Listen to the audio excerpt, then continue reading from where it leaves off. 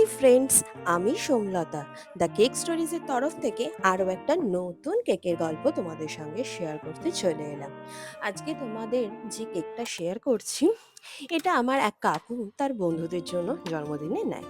প্রত্যেকবারই খুব সিম্পল ডিজাইনের ওপর আমার ওপর ছেড়ে দেয় যে সোমলতা, তুই তোর পছন্দ মতো ডিজাইনে কর। তো এই দিনকে আমি যে কেকটা করেছিলাম সেটা কিন্তু বাটারস্কচ কেক। তো বাটারস্কচ কেকের মধ্যে কিন্তু বাটারস্কচ ফিলিং যায়, আমি আগে থেকেই বলেছি। এটা কিন্তু ক্যারামেল ফিলিংটা করি না আমি। তার কারণটা হচ্ছে যে ক্যারামেল ফিলিং করলে আহ, সেটার সঙ্গে বাটারস্কচ নাটটা দিতে হয়, অনেক রকম ফ্লেভারিংয়ের ব্যাপার থাকে। কিন্তু বাটারস্কচ ক্রাশ দিলে বা বাটারস্কচ ফিলিং দিলে সেই জায়গাটা অনেকটা পরিমাণে ব্যালেন্সড হয়ে যায়। তাই কিন্তু আমি সেইভাবে করি। আর এই কেকটা কিন্তু ডিজাইন যেহেতু আমার নিজের মনের মতো ছিল, একটা নির্দিষ্ট বাজেটেই কাকু প্রত্যেকবার কেক নেয়, তাই আমি আমার পছন্দ মতোই ডিজাইন করি। প্রত্যেকবারই চেষ্টা করি যে নতুন নতুন কোনো ডিজাইন তৈরি করার। সেটা কিন্তু পুরোপুরি র্যান্ডামলি আমি করি। হুইট ক্রিমের কেক থিঙ্কিংয়ের ব্যাপারে হয়ে যায় কি, থিম যেহেতু থাকে, তাই আমরা জানা থাকে যে আমরা কি করব কি না করব।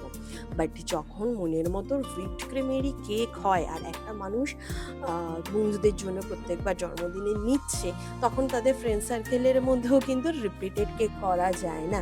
তখন কিন্তু প্রত্যেকবারই নতুন নতুন কেক নিতে হয়। আমি চেষ্টা করি প্রত্যেকবারই নতুন নতুন যত সুন্দর সুন্দর কেক করা যায় তত সুন্দর কেক। এই কেকের ক্ষেত্রে যে কাজটা করেছিলাম সেটা তো তোমরা দেখতেই পেলে, যে হোয়াইট রোজ করে নিচ্ছি। তারপরে কিন্তু তোমরা দেখতে পাবে যে আমি একটু গ্রিন কালার ইউজ করেছি, অ্যান্ড গ্রিন কালারটা নিচে বর্ডার লাইনে লাগিয়েছি। লাগানোর পর কিন্তু সেই গ্রিন কালারের ওপরেই কিন্তু রোজ নজেল দিয়ে, রোজেট নজেল, ঠিক আছে, রোজ পেটাল নজেল নয় কিন্তু, রোজেট নজেল দিয়ে খুব সুন্দর করে রোজ করে নিয়েছি। তার সঙ্গে একটুখানি হোয়াইটেরও কাজ করেছি।